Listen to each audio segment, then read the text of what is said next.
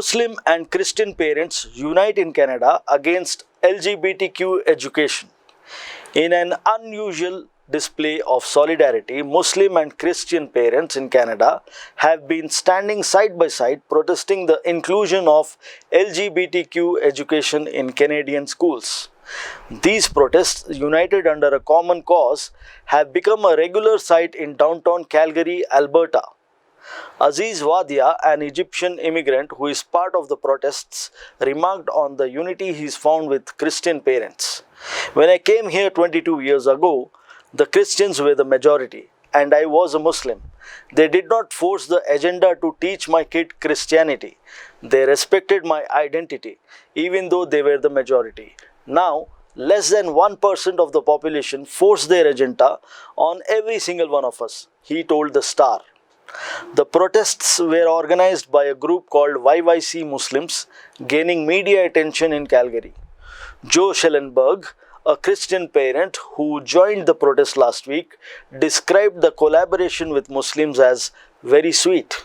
He shared a touching interaction saying, "One Muslim lady came up to me earlier and just blessed me, put her hand on me as a Christian, and I just felt that was a very sweet moment."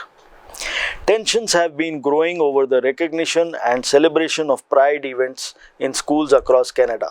Last month, reports emerged of Muslim parents keeping their children home in cities like Ottawa, Edmonton, and London, Ontario, as a form of protest against Pride events.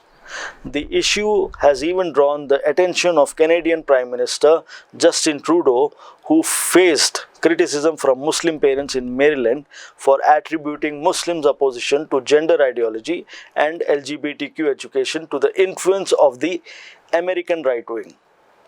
This unexpected alliance between Muslim and Christian parents illustrates a complex and nuanced dialogue on education and cultural values in Canada. It also underscores how deeply rooted beliefs can transcend religious differences and foster cooperation in the face of shared concerns. Whether this alliance will have an impact on educational policies remains to be seen, but the united front of these parents is a poignant reminder of the potential for understanding and collaboration across faith lines. Threatening letters to mosques signal raising anti-Muslim violence in Germany. In a shocking display of vitriol and hatred, a mosque in Germany has received a threatening letter filled with disturbing content. The letter, addressed to the Eyup Sultan Mosque in the town of Bramsche in Lower Saxony, was explicit in its threat to Muslims, warning, "Continue like this. What we did to Jews, we will do to you. That day is not far away." The message was chillingly sealed with the label NSU 2.0, a reference to a notorious neo-Nazi group known for its violent crimes. This incident is not isolated. Another mosque in the region received a similar letter earlier in the week. Ahmet Irmak, president of the mosque, affiliated with the Turkish Islamic Union for Religious Affairs, revealed that such a letter had also been sent to them a year ago. The recurrence of these threats has heightened concerns among the Muslim community in Germany, prompting calls for the authorities to take serious action. The alarming rise in anti-Muslim sentiment has manifested in physical violence as well. At least 35 mosques were attacked in Germany last year, with the bulk of these incidents driven by Islamophobia and right-wing extremism. The pattern of aggression has been tracked by the rights group Fair International's initiative, Brandelig, which has documented approximately 840 incidents between 2014 and 2022.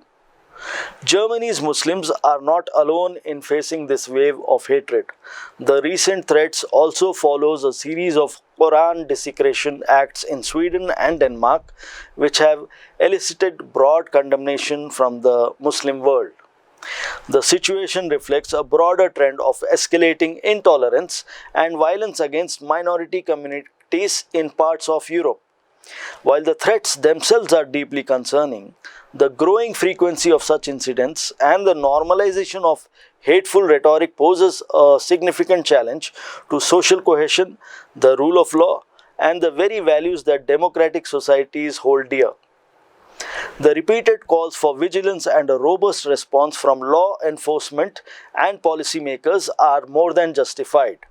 It's a plea for the protection of a community, the defense of democratic values, and a warning that unchecked hatred could spiral into something far more dangerous.